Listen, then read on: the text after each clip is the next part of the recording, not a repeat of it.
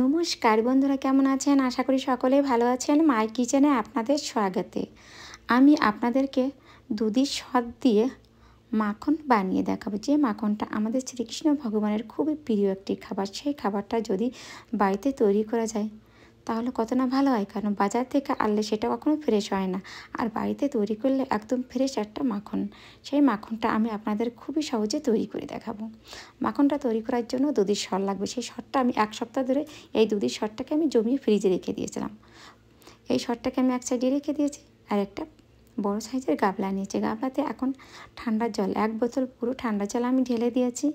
এখন আমি এর ভিতরে দুধের সরটা দিয়ে দেবো। সরটাকে আমি দিয়ে দিয়েছি। এখন এই দুধের সরটা ভালো করে হাত দিয়ে চেপে চেপে ধুয়ে নেব। সরটার ভিতরে যাতে কোনো দুধ ভাবটা না থাকে, আমি সুন্দর করে চেপে চেপে ধুয়ে নিয়েছি। সম্পূর্ণ দুধের সরটাকে ধুয়ে চেপে চেপে সরটাকে তুলে একটা বাটিতে নিয়ে নিয়েছি। এভাবে সম্পূর্ণ দুধের সরটাকে আমি ভালো করে চেপে ধুয়ে বাটিতে নিয়ে নিয়েছি। দেখুন একটু সরনে যেটুকু আছে উপরে ভেসে উঠেছে। আমি সম্পূর্ণ তোলা হয়ে গেছে। দেখুন কতটা সুন্দর দুধের সরটা। এখন আমি গ্যাসটা অন করে পাতিলটা বসিয়ে দিয়েছি, দিয়ে ভালো করে নাড়াচাড়া করে গ্যাসের ফ্লেমটাকে লো রাখবেন। আমি লো ফ্লেমে এই দুধের সরটা থেকে ঘি তৈরি করে নিয়েছি, আর নাগাতার নাড়াচাড়া করতে করতে দেখুন বন্ধুরা ঘি ভাবটা এসে গেছে। দেখুন কতটা সুন্দর। এভাবে আমি লো ফ্লেমে পুরো 20 মিনিট ধরে নাড়াচাড়া করে ঘি তৈরি করে নিয়েছি। আমার ঘিটা রেডি হয়ে গেছে, একটু ঠান্ডা করে নিয়েছি।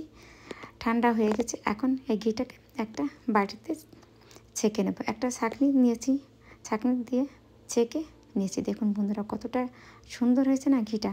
দেখুন একদম ফ্রেশ ঘি। আমার ঘিটা রেডি হয়ে গেছে। এখন ঘিটাকে এক সাইডে রেখে দিয়েছি।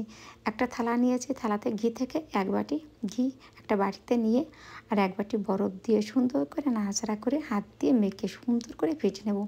আমি পুরো 5 মিনিট ধরে হাত দিয়ে এভাবে সুন্দর করে ফেটে নিয়েছি। ফেটতে ফেটতে এটা পুরো মাখন তৈরি হয়ে যাবে। দেখুন বন্ধুরা এভাবে আমি সুন্দর করে ফেটে মাখনটা তৈরি করে নিয়েছি। আমার মাখনটা তৈরি হয়ে গেছে। এর ভিতরে কিছু মিষ্টি দিয়ে দিয়েছি। মিষ্টি দানা দিয়ে আর একটু 2 মিনিটের মতন ফেটে নিয়েছি। আমার মাখনটা তৈরি হয়ে গেছে। দেখুন বন্ধুরা কতটা সুন্দর হয়েছে না। একটা বাটিতে নিয়ে নিয়েছি। এখন এর ভিতরে মিষ্টি, কাজু বাদাম আর কেশর দিয়ে একটু সাজিয়ে দিয়েছি। আমার মাখনটা কেমন হয়েছে বন্ধুরা কমেন্ট করে জানাবেন। এই পর্যন্ত সকলেই ভালো থাকবেন।